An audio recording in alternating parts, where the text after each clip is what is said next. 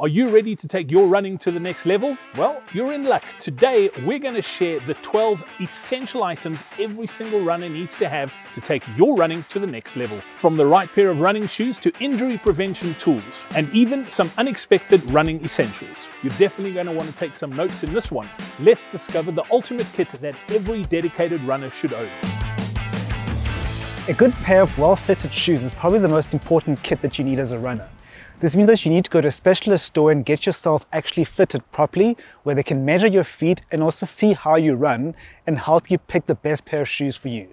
And once you have an idea of whether you're a neutral runner or you pronate or you supinate, you need to try on as many pairs of shoes as possible and trying to see which shoe is best for you. When I say best for you, I don't mean the most expensive shoe or the most stylish shoe, I mean the one that is most comfortable. Comfort is one of the most important things that you need to think about when you're running, and then after that you think about the fit, and once you've got yourself a good pair of running shoes, you are good to go. Socks are arguably the second most important piece of equipment that a runner can own after your running shoes, and it's really important to get that right. Wearing the correct socks for you can make a huge difference to blistering and sore feet, and some runners also suffer from hot feet, from too much friction between their foot and the shoe, and running in the right pair of socks is really just so important to avoid that. And the trick, as with a lot of things in running, is that there isn't a one size fits all. You really do need to try out different types of socks. Some runners really like a thicker sock that almost gives them an extra layer of protection and cushioning, and some runners like a very, very thin sock, and there are also plenty of socks on the market that actually give you a little bit of both. So a bit of extra cushioning in specific places, but then much thinner materials in others so that your foot doesn't overheat and sweat too much. And then of course the age-old question of, do you wear long socks or short socks or ankle socks? And again, it's very important that you try out different types of socks. Myself, as an example, I know that if I have a sock that is too long and too tight, it compromises my circulation and almost mimics a condition called compartment syndrome, where my anterior tibialis, the muscles in front of your shin, actually tighten up and get sore, and my foot doesn't work properly. So just so important to get out there and try different types of socks. If you are someone who suffers from blisters, you can try double layered socks, and even getting socks that have individual toes, so that the friction then becomes between the socks and not between your toes. Some kit that's absolutely vital for you to own is a tried and tested pair of running shorts or tights and running top. I myself really do struggle from chafing underneath my arms, and I've tried many different running shirts to figure out where the seam sits, what's best for me personally that doesn't have a seam at the end of the sleeve that chafes me a little bit, especially in those longer runs. And it's something you need to play around with as well.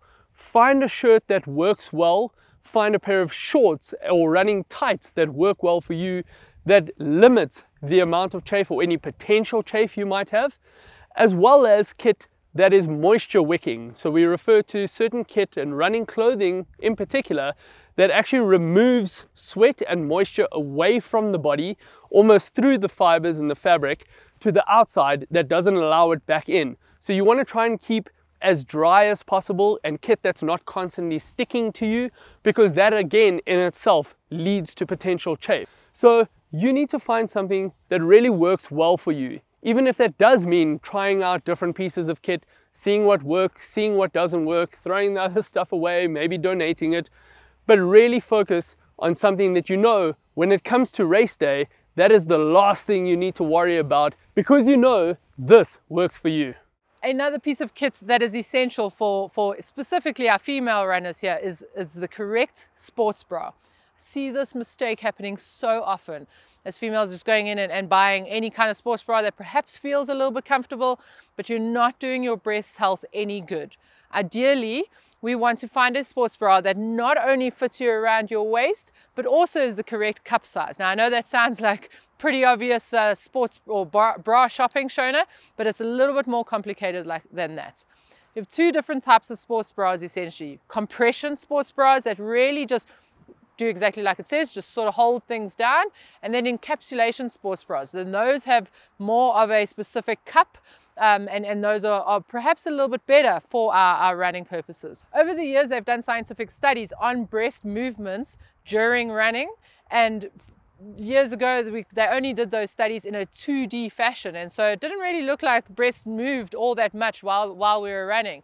As the science has developed, they've obviously done these studies in a more 3D fashion and have now determined how much breast move during running. And so much so that if you find the correct bra, you can improve your running performance by up to around 4%. So this is not only just from a health perspective, because obviously we don't want our breasts moving too much while we're running from a health point of view, but it can also be a performance perspective as well. So the key things that we need to look out for while we're shopping for a new sports bra, first and foremost, obviously cup size. We want to make sure that the cup is fitting the breast sufficiently. So if there is any bulging out the side, that cup is too small for you. And if there are any gaps, that cup is too big for you. So that's the first point. Secondly, you want to find a bra preferably where you can adjust the size around your waist. So not just a small, medium or large, we actually want to have one where we can adjust that size. And then thirdly, ideally would be great if the straps would also be able to adjust. What I often see with females who do have straps that adjust is that they tend to just really tighten these straps to make it feel like they are nice and secure in that bra, but in actual fact that is then just going to be cutting into your shoulders. So what you want to do is get the correct waist size, because that's what's really going to be able to give you a secure feeling, and the straps are just the supportive bit at the top. And if you have the right cup size, those three aspects should give you the right sports bra. Some very important kit that we do recommend you keep in your toolbox is strength training equipment. This will be for injury prevention and recovery, as well as to improve your running performance. When we talk about strength equipment, I'm not saying you need to go out and buy heavy machines and big gym equipment. I'm referring to things like resistance bands, mini resistance bands, kettlebells, dumbbells, things you can use at home.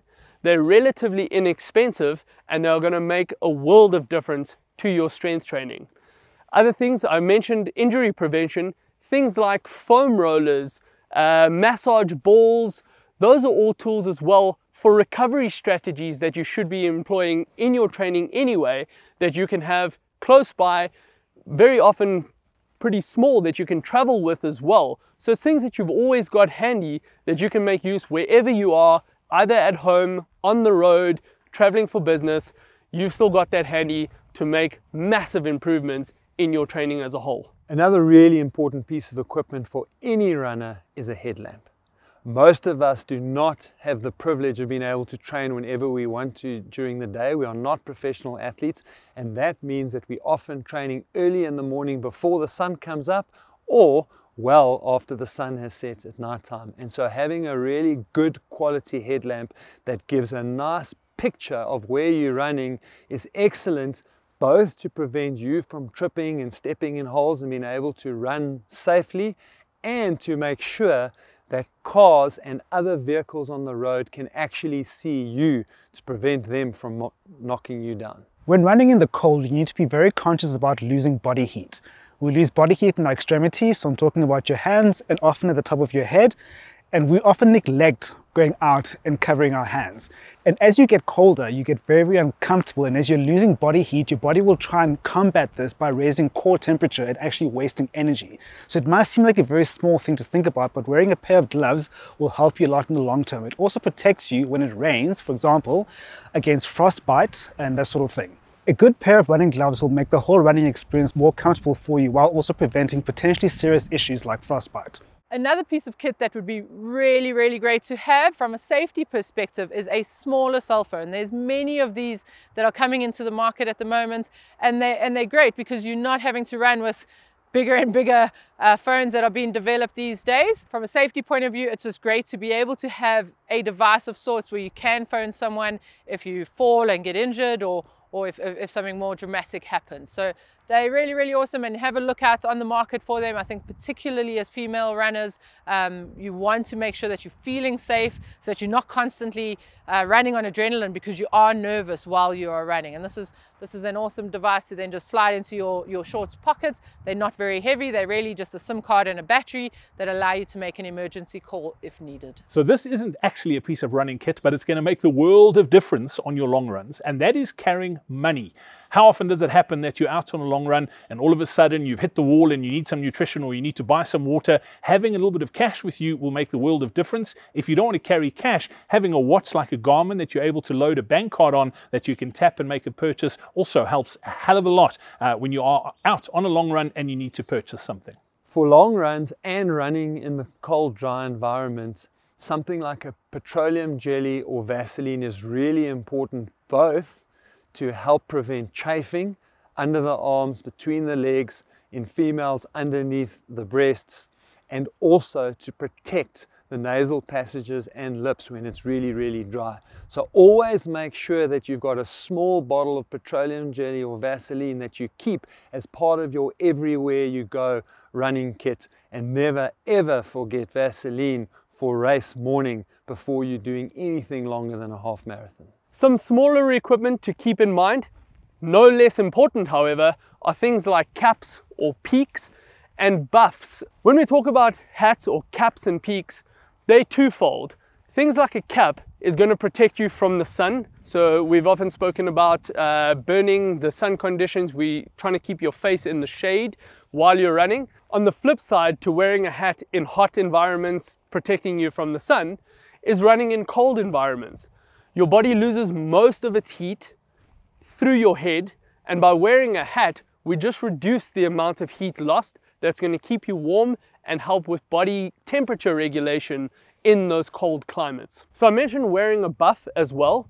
Wearing a buff does help in those cold environments. Again, potentially wearing that on your head to keep temperature regulation in the body, but also over your face. Breathing in that cold, dry air can give you that burning sensation in your throat, which is really unpleasant. By wearing that buff over your nose and mouth, what you are doing is just moistening the air or humidifying the air that you are breathing in. That makes it a little bit easier to handle breathing in those cold environments. And then don't forget the good old trusty Bumbuster, Porcelain Pal, TP, good old 2-ply Tastic toilet paper. It's one of those pieces of equipment when you don't have it, you need it, but when you've got it, you don't need it. Brilliant piece of running equipment that everyone should carry on every single run. The big question though is, how often do normal runners need it? In this video, we'll go through some of the things that runners experience and aren't sure whether they're normal or not. There's a whole bunch of them, so go check that out right now.